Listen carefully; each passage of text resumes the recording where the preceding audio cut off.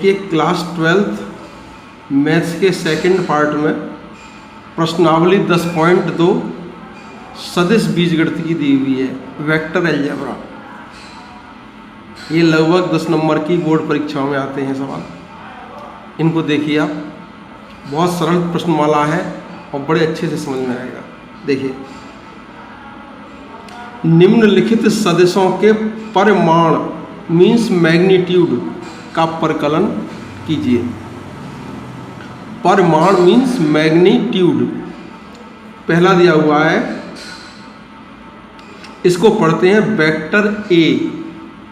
किसके बराबर दिया हुआ है? आई कैप प्लस जे कैप और प्लस के कैप। इसका हमको परिमाण ज्ञात करना है। देखिए, परिमाण ज्ञात करने के लिए ये जो वेक्टर ए दिया हुआ है, इसको ये मापांक में बंद कर देते हैं। तो ये जो चिन्ह है ये डिनोट क्या करता है? इसके मैग्नीट्यूड अर्थात परिमाण को प्रकट करता है। किसी वेक्टर को मापांक में ये बंद कर दिया तो ये क्या बन गया? वेक्टर ए का परिमाण। अब देखिए, परिमाण निकालने के लिए ये जो आई कैप, जे कैप और के कैप दिए हुए हैं, इनके गुणांक क्या हैं? इनके गुणांकों के वर्ग कर देते हैं। क्या करते हैं? पहले गुणांकों के वर्ग को आपस में जोड़ देते हैं और फिर उसका क्या निकाल लेते हैं? वर्गमूल निकाल लेते हैं। गुणांकों ये जो दिए हुए हैं आई, जे और के। आई का मतलब होता है एक्स अक्ष के अनुदिश मात्रक सदिश, ये होता है वाई अक्ष के अनुदिश मात्रक सदिश, और ये होता है जेड अक्ष के अनुदिश मात्रक सदिश यानी यूनिट वेक्टर। अब देखिए, इसका गुणांक कितना है? एक का वर्ग कीजिए। इसका भी गुणांक कितना है? एक का वर्ग कीजिए। इसका गुणांक कितना है? 1। इन सब को जोड़ करके और इसका क्या ले लिया? वर्गमूल। 1 का वर्ग 1, 1 का वर्ग 1, 1 का वर्ग 1, इनको जोड़ दिया, यही आंसर। इनके जो गुणांक होते हैं उनके वर्गों को आपस में जोड़ देते हैं और उसका क्या ले लेते हैं? वर्गमूल ले लेते हैं। अब देखिए, इसमें दिया हुआ है दूसरा वेक्टर बी का परिमाण। इसका गुणांक कितना है? 2 का वर्ग। अब इसका गुणांक कितना है? -7 का वर्ग। इसका गुणांक कितना है? -3 का वर्ग। इसका वर्गमूल। इनके जो गुणांक हैं उनका क्या किया? वर्ग करके आपस में जोड़ दिया। 2 का वर्ग 4, 7 का वर्ग 49 और 3 का वर्ग 9। इनको आपस में जोड़ दीजिए। 49 और 4 53 और 53 और 9 62। यही इसका आंसर है। देखिए कितना सरल है। ये परिमाण निकालना शुरुआती दौर है इसका। ये परिमाण लगभग 90% सवालों में निकाला जाएगा। इससे कोई भी डरने की ज़रूरत नहीं है। क्या है इसमें कि इसके गुणांक निकाल लीजिए, बड़े आसानी से गुणांक निकाल लेते हैं। इसका गुणांक 1 है, इसका 1 है, इसका 1 है, इसका गुणांक देखिए 2 है, इसका गुणांक -7 है, उसका गुणांक -3 है। इनको क्या करते हैं? वर्ग कर देते हैं और वर्ग करके आपस में जोड़ देते हैं। देखिए, प्लस की संख्या हो या माइनस की संख्या हो, वर्ग हमेशा धनात्मक आता है। -7 का वर्ग भी 49 है, -3 का वर्ग भी 9 है, 2 का वर्ग 4, ये सब जोड़ दिए और आपस में इसका क्या निकाल दिया? आंसर निकाल दिया। अब देखिए क्वेश्चन नंबर 2। समान परिमाण वाले 2 विभिन्न सदिश लिखिए। ये कह रहा है कि ऐसे 2 हमको वेक्टर लिखने हैं जिनके परिमाण कैसे हों? समान। देखिए, इसको लिखने के लिए आप कोई सी भी 3 संख्या लिख लीजिए, जैसे 1, 2, 3,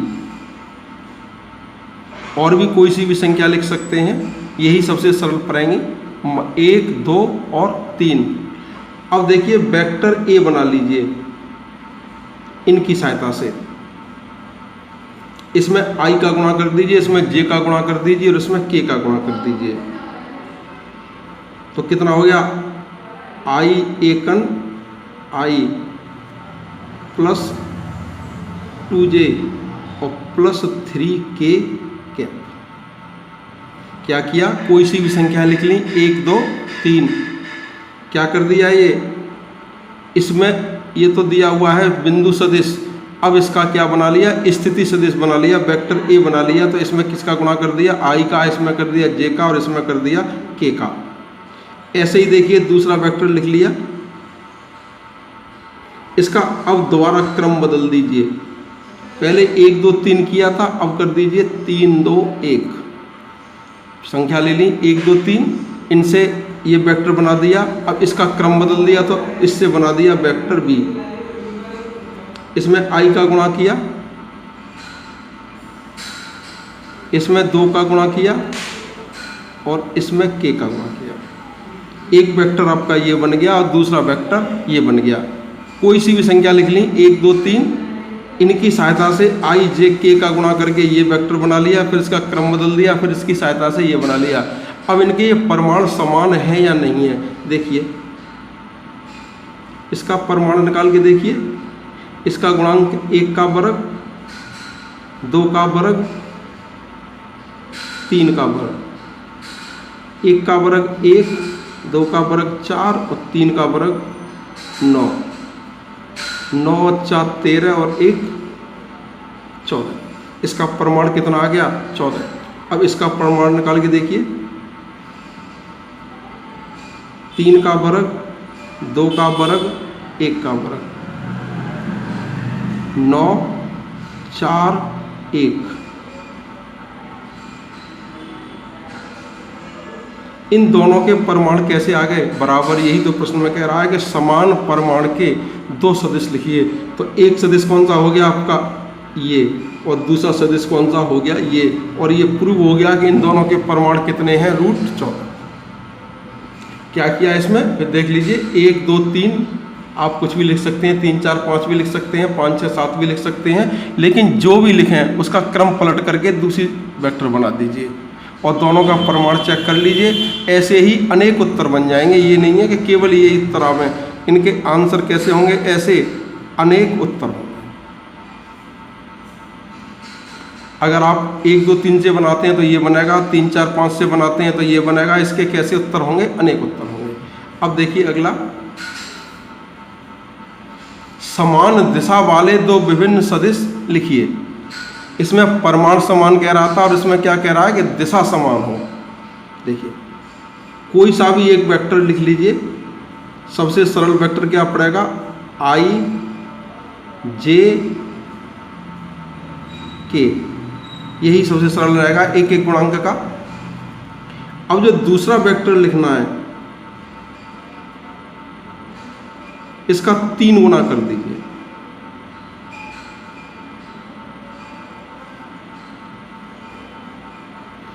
यहां आप वेक्टर लिखने के लिए स्वतंत्र हैं, कोई सा भी लिख सकते हैं, 1 2 3 में भी लिख सकते हैं, 3 2 1 में भी लिख सकते हैं, लेकिन सरलतम 1 1 में ही पड़ेगा।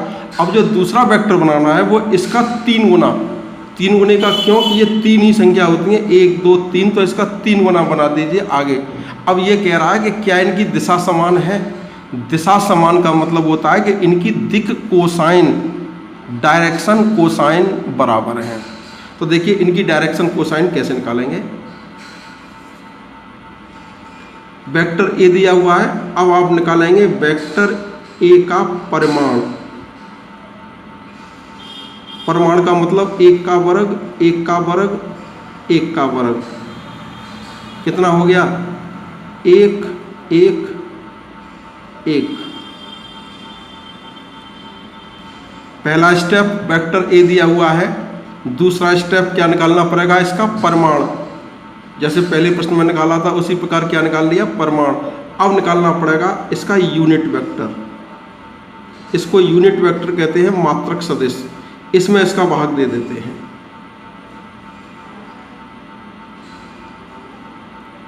जब यूनिट वेक्टर निकालना होता है तो क्या करते हैं, वेक्टर ए में वेक्टर ए के परिमाण का भाग दे देते हैं। दे दीजिए भाग, इसका मान आई जे के और इसका मान 3। अब इसको अलग अलग कर दीजिए। यहाँ पर गुणांक कितना है 1, तो 1/√3 i। यहाँ पर भी एक गुणांक है, भाग दे दीजिए 1/√3 j। इसमें भी अलग अलग भाग दे दीजिए 1/√3 k। अगर केवल आपको मात्रक सदिश ज्ञात करना है, यूनिट वेक्टर एक कैप करके पढ़ते हैं तो इसका आंसर यहीं छूट जाएगा। अब इससे जो अगला पॉइंट होता है वो होता है दिक् कोसाइन।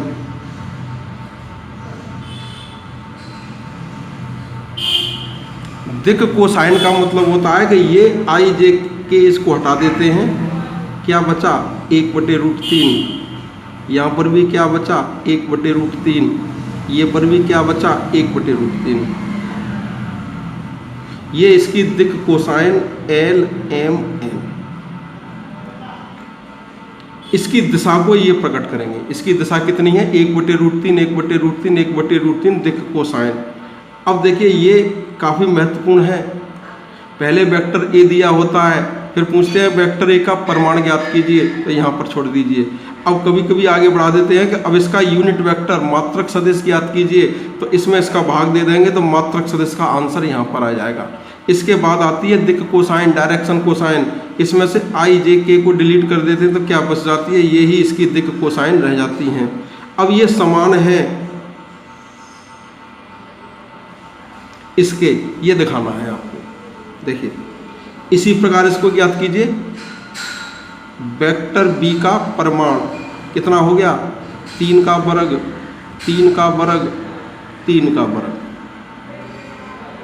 9 9 27 और 27 का वर्गमूल 3√3। 3 गुणित 3 गुणित 3 3 3 के जोड़े बन गए, 1 रूट बाहर रह गया। अब वेक्टर बी का मात्रक सदिश भाग दे दीजिए इसमें, इसका इसमें भाग। देखिए कितना आ गया 3i 3j 3k और किसका भाग लग जाएगा 3√3 का। अलग अलग कर लीजिए अब इसको, तो 3/3√3i इसमें इसका भाग। अब इसमें इसका भाग दे दीजिए।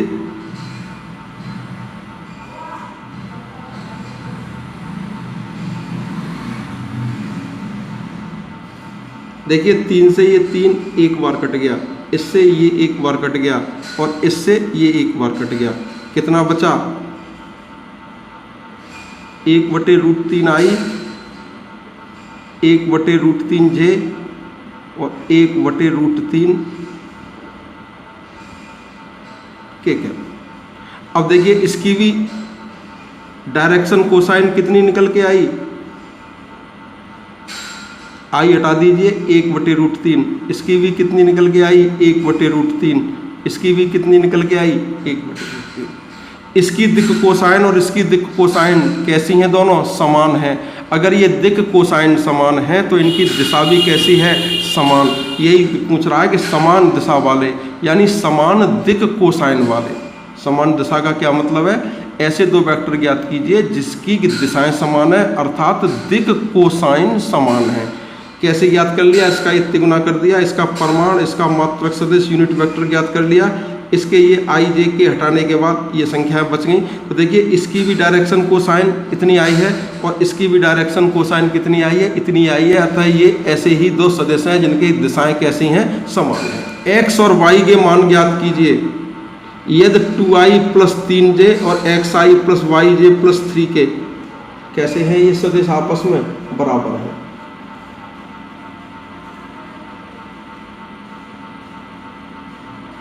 यहीं तक है प्रश्न। x और y के मान ज्ञात कीजिए ताक सदिश 2i कैप + 3j कैप और xi कैप और +yj कैप कैसे हों, समान हो। देखिए ये समान है तो उनको समान लिख दीजिए।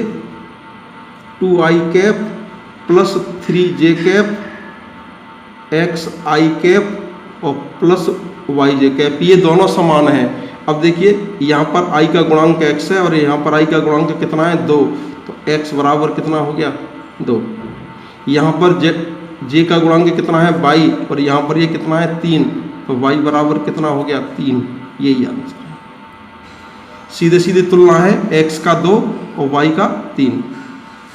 अगला देखिए, एक सदिश का प्रारंभिक बिंदु 2 1 है, a बराबर 2 और 1 दे रखा है। अब इसके बाद इसका जो स्टेप होता है ओ ए वेक्टर निकालते हैं। इसका मतलब क्या होता है, ये तो है a बिंदु सदिश 2 और 1 होता है, इसको कहते हैं a का पोजीशन वेक्टर। क्या पढ़ते हैं इसको, a का पोजीशन वेक्टर। इसमें क्या करते हैं i और j ऐड कर देते हैं, तो 2i और इसमें j ऐड की तो प्लस j। इसी प्रकार दूसरा बिंदु कितना है b -5 और इसको भी, ये था b और ये क्या है b का स्थिति सदिश यानी b का पोजीशन वेक्टर।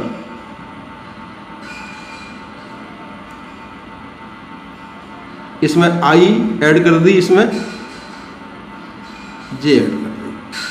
अब देखिए a से क्या मिल गया OA, b से क्या मिल गया OB। कैसे मिल गया, इसमें i और j क्या कर दिए हमने ऐड कर दिए।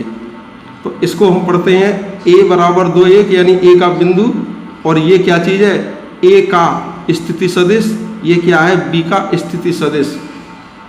अब हमको a b का मान निकालना है। देखिए पीछे यहाँ पर क्या दिया हुआ है b, तो ये पीछे से घटता है OB माइनस OA। ये लिख रहा है a का स्थिति सदिश, b का स्थिति सदिश, और ये क्या निकालना है वेक्टर AB का मान निकालना है। तो ये पीछे b दिया हुआ है तो OB, और पहले दिया हुआ है a, इसमें से इसको घटा देंगे। घटा दीजिए, OB का मान कितना है -5i, OA का मान कितना है, कोष्टक से पहले यहाँ पर देखिए माइनस का चिन्ह दिया हुआ है, इसके चिन्ह बदल जाएंगे। -5 और माइनस के 2, 7 में से देखिए 1 घट गया।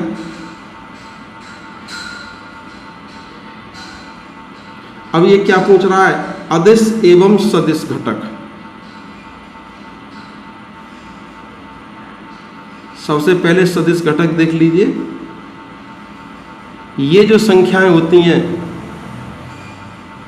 इनको अलग अलग कर दीजिए, यही इसके सदिश घटक हैं। अदिश घटक निकालने हैं, इसमें से i और j भी हटा दीजिए।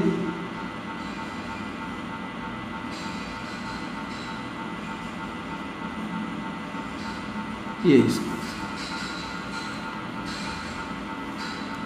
दोबारा देखिए, a बराबर कितना दिया हुआ है 2 और 1, a का पोजीशन वेक्टर, इसमें i और j लगा दिए। अगर ये 3 बिंदु होते तो इसमें k और लगा देते। ऐसे ही b का दिया हुआ है -5 और 7, इसमें i और j लगा लिए तो ये b का पोजीशन वेक्टर बन गया। अब वेक्टर AB का हमें वो मान ज्ञात करना है, तो पीछे इसमें b दिया हुआ है तो OB माइनस OA से ज्ञात कर लिया। इसको घटाने के बाद ये होता है सदिश घटक, और इसमें से i और j हटा दीजिए, ये हो गया स्थिति घटक। आगे देखिए, वेक्टरों का योगफल ज्ञात करवाया है इसने।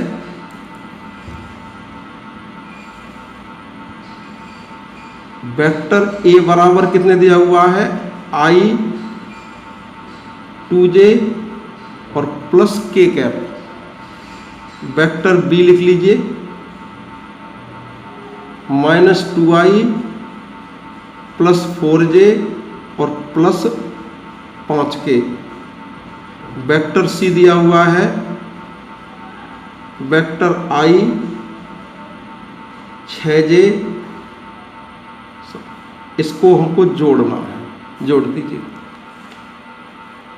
इस साइड को जोड़िए, vector A plus vector B और प्लस वेक्टर सी। एक और एक दो, दो में से दो गया 0, खत्म हो गई ये लाइन। एक और एक कितने हो गए? 2, और 2 में से 2 गया 0। ये लाइन क्या हो गई? ये खत्म हो गई। इसको देखिए, माइनस के 6 और माइनस के 2, माइनस के 8 और प्लस के 4, माइनस के 4 जे, 5 और 1 6, 6 में से 7 गए, माइनस के, यही इसका